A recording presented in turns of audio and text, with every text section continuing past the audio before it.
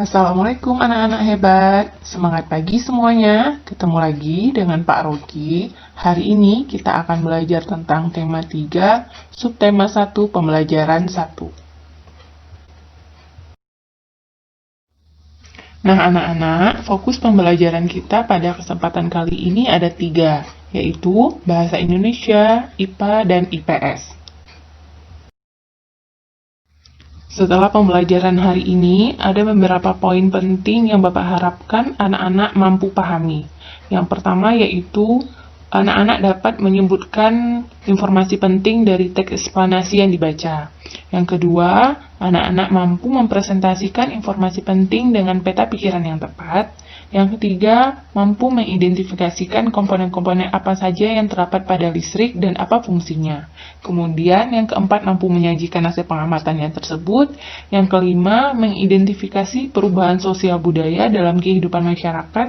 Dan yang keenam adalah anak-anak mampu melaporkan perubahan sosial budaya masyarakat dengan ditemukannya listrik. Baik anak-anak Bapak semua, kita masuk pada tema pembelajaran kita hari ini, penemu yang mengubah dunia. Coba anak-anak perhatikan lingkungan di sekitar anak-anak pada malam hari. Ada cahaya lampu yang bersinar menerangi jalan, ada sekolah yang terang, rumah kita yang terang. Listrik telah mengubah wajah dunia ini. Coba bayangkan, jika rumah kita tidak ada listrik, bagaimana keadaan rumah kita? Ya, betul, pastinya gelap. Nah, sekarang coba anak-anak Bapak perhatikan benda-benda apa saja yang berada di sekitar anak-anak semua yang menggunakan listrik, dan sebutkan apa aja manfaat yang kita rasakan. Bagaimana anak-anak? Begitu banyak bukan manfaat listrik bagi kehidupan kita? Di antaranya, dengan listrik kita dapat menonton televisi, mendengarkan radio, menyalakan lampu, sehingga rumah atau lingkungan tempat kita tinggal menjadi terang. Terus bisa juga mencuci dengan mesin, sehingga pekerjaan kita lebih ringan dan lebih cepat terselesaikannya. Selanjutnya juga bisa menyetrika dengan listrik.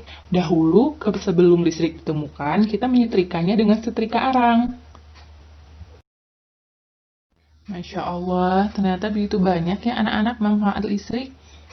Kira-kira anak-anak Bapak ada yang tahu siapa tokoh yang sangat berjasa dalam menemukan listrik hingga kita dapat merasakan manfaat listrik sampai saat sekarang ini.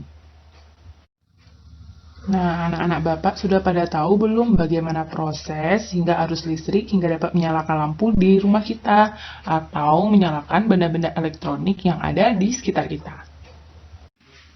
Baik anak-anak, kali ini Bapak akan membacakan teks yang berisi informasi tentang tokoh penemu listrik. Listrik pengubah wajah dunia. Listrik telah membawa banyak perubahan dalam kehidupan masyarakat di dunia. Michael Faraday adalah tokoh penemu arus listrik. Faraday lahir pada tahun 1791 di Newington, Inggris. Ia berasal dari keluarga miskin dan hanya sebentar merasakan pendidikan di sekolah. Dengan perjuangan keras dan semangat pantang menyerah, ia akhirnya berhasil membuat alat sederhana pertama yang dapat menghasilkan gelombang elektromagnetik. Tahukah kamu bagaimana perjalanan arus listrik hingga sampai ke rumahmu? Arus listrik adalah gelombang elektromagnetik, yaitu gelombang yang dapat merambat meski tidak ada media perantara. Gelombang elektromagnetik terbentuk dari hasil perubahan medan magnet dan medan listrik yang terjadi secara terus-menerus. Proses tersebut kemudian memicu terjadinya arus yang kemudian kita kenal sebagai arus listrik. Arus listrik ini dihasilkan oleh generator raksasa pada pusat pembangkit listrik. Arus listrik tersebut disalurkan melalui jaringan listrik tegangan tinggi berupa jaringan kabel pada menara-menara tinggi yang menuju ke gardu-gardu penerima di berbagai daerah. Dari gardu-gardu penerima tersebut, arus listrik kemudian disalurkan ke rumah penduduk dan berbagai tempat yang memerlukannya. Arus listrik yang diterima di rumah kemudian disalurkan melalui rangkaian kabel listrik di dalam rumah. Rangkaian kabel tersebut umumnya berada di atap untuk tempat dudukan lampu atau di dinding rumah untuk saklar dan colokan listrik tempat menghubungkan beragam peralatan elektronik seperti televisi, kipas angin, dan kulkas. Rangkaian listrik di dalam rumah dapat berupa rangkaian seri ataupun rangkaian paralel. Rangkaian seri dan rangkaian paralel merupakan jenis-jenis rangkaian yang dipakai untuk menyambungkan dua ataupun lebih dari komponen listrik, sehingga menjadi satu kesatuan utuh. Bila dilihat dari cara penyusunnya, rangkaian listrik disusun dengan cara bersambung atau sejajar, sedangkan rangkaian paralel disusun secara berderet. Nah, berikut contoh dari rangkaian seri dan rangkaian paralel. Seperti yang sudah disampaikan pada teks sebelumnya, rangkaian seri itu tersusun secara sejajar ataupun segaris, sedangkan rangkaian paralel tersebut tersusun secara berderet.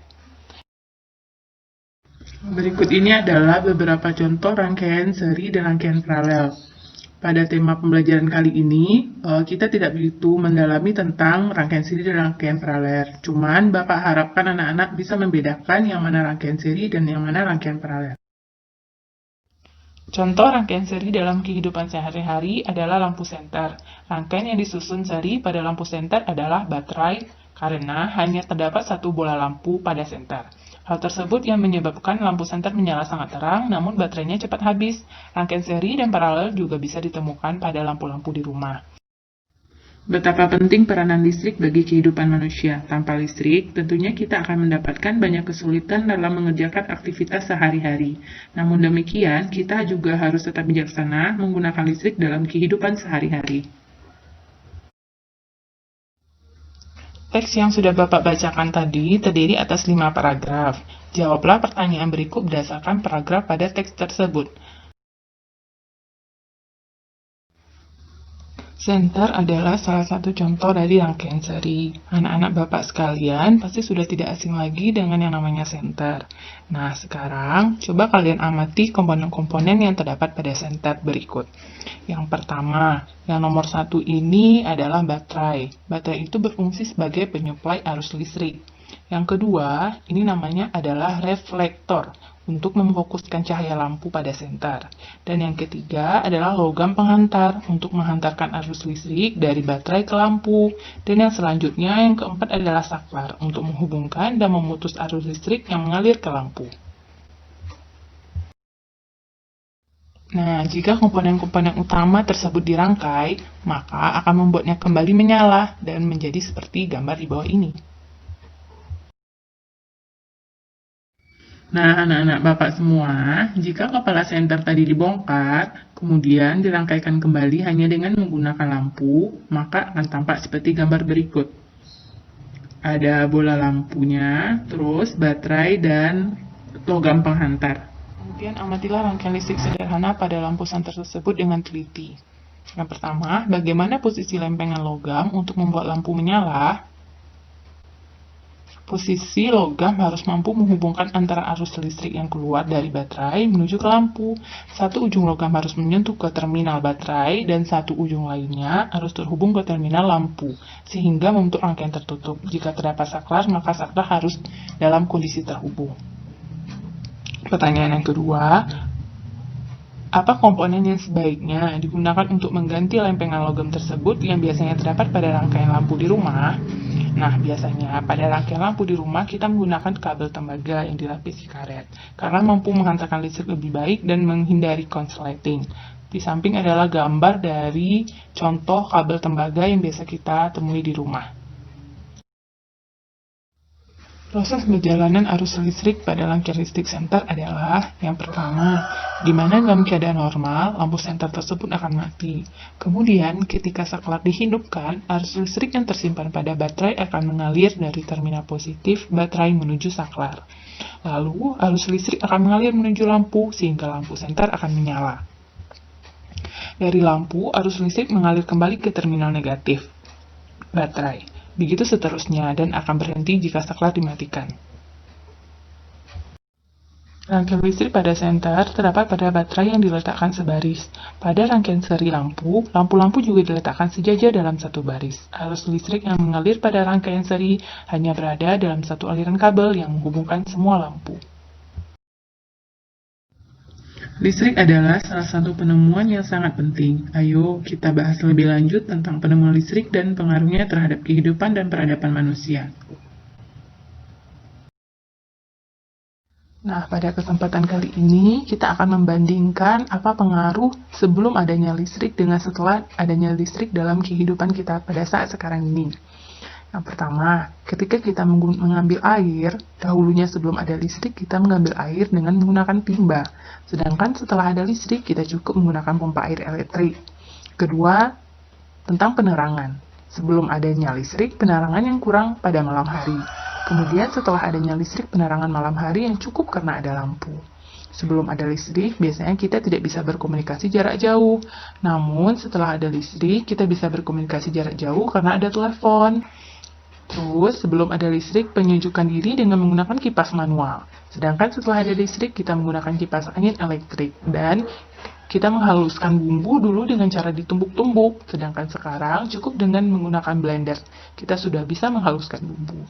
Begitu sangat banyaknya manfaat listrik yang kita rasakan dalam kehidupan kita sehari-hari. Baik anak-anak, sekarang kita akan mengerjakan latihan 2. Pada latihan berikut, temukanlah sebanyak mungkin pengaruh listrik dalam kehidupan di bidang sosial dan budaya di lingkungan tempat tinggalmu. Tuliskan dalam peta pikiran berikut ini. Contohnya, dahulu kita menggunakan setrika arang untuk menyetrika, sedangkan sekarang setelah ditemukannya listrik, kita menggunakan setrika listrik. Jadi, berikanlah beberapa contoh yang lainnya pengaruh listrik dalam kehidupan sosial budaya di lingkunganmu. Tetap di rumah dan jaga selalu kesehatannya anak-anak. Jangan lupa rajin mencuci tangan dan selalu menggunakan masker. Sekian pembelajaran dari Bapak. Jangan lupa like, comment, and subscribe YouTube Mama Rocky. Terima kasih. Assalamualaikum warahmatullahi wabarakatuh.